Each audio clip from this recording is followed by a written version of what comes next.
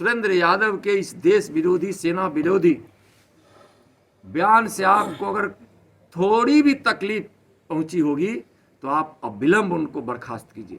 महागठबंधन की रैली तुष्टीकरण की रैली है, जोड़ने तोड़ने की रैली है, और बीजेपी की रैली सबका साथ सबका विकास की रैली है।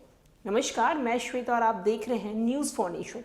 केंद्रीय गृह मंत्री नित्यानंद राय ने कहा है कि महागठबंधन की जो रैली है वो तुष्टीकरण की रैली है, वो तोड़ने जोड़ने की रैली है, लेकिन जो बीजेपी की रैली है वो सबका साथ सबका विकास करने वाली रैली है।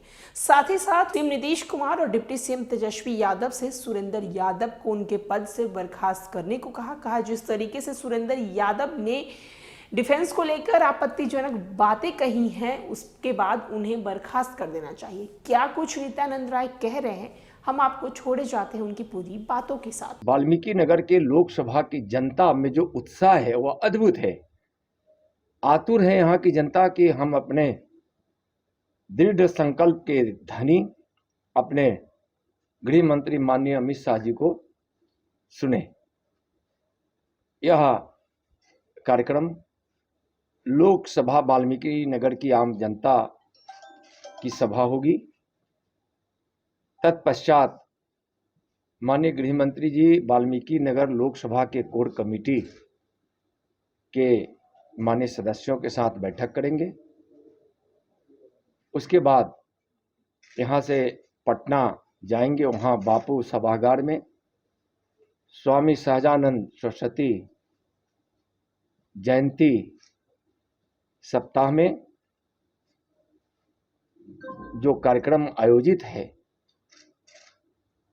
उस कार्यक्रम में किसान मजदूर समागम होगा, उसमें सम्मिलित होंगे। माननीय गृह मंत्री जी का यह बिहार का दौरा है। कैबिनेट मंत्री सुरेंद्र यादव जी का बयान घृणित बयान है, घोर आपत्तिजनक बयान है। सुरेंद्र यादव जी ने अपने संस्कार और अपनी पार्टी के संस्कार का परिचय दिया है। इस देश की सेना शौर्य और पराक्रम के रूप में जानी जाती है। इस देश की सेना ने हमेशा इस देश के लिए जीने और मरने की ललक रखती है।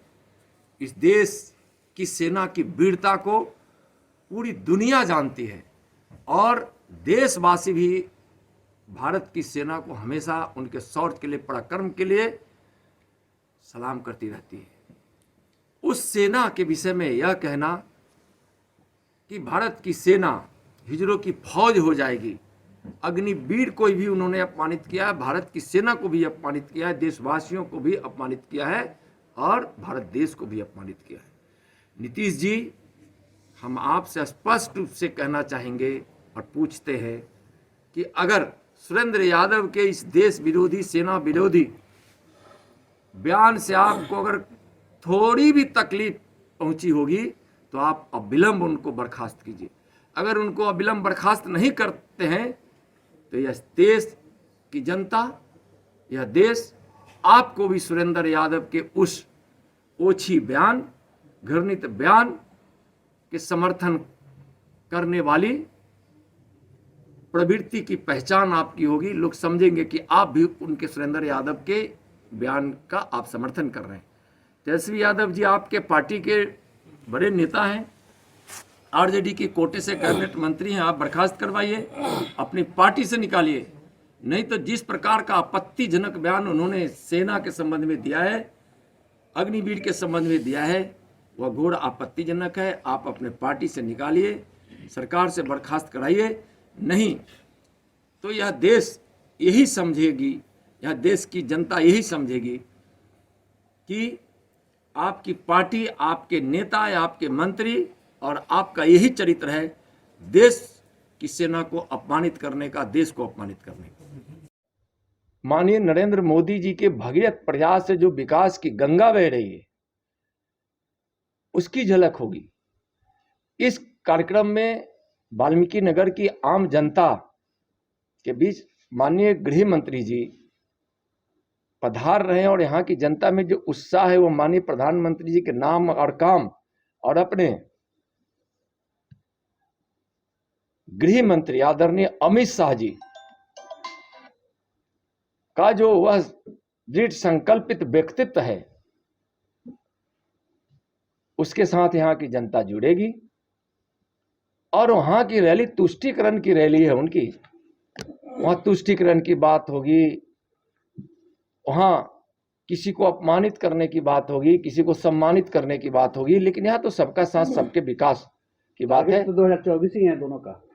नहीं, देखिए, भारतीय जनता पार्टी के हमारे राष्ट्रीय नेता गण, चाहे वह माननीय मोदी जी के सरकार के वरिष्ठ मंत्री हों या संगठन के हमारे नेता हों, सालों भर उनका प्रवास का कार्यक्रम चलता है। पार्टी की नीति,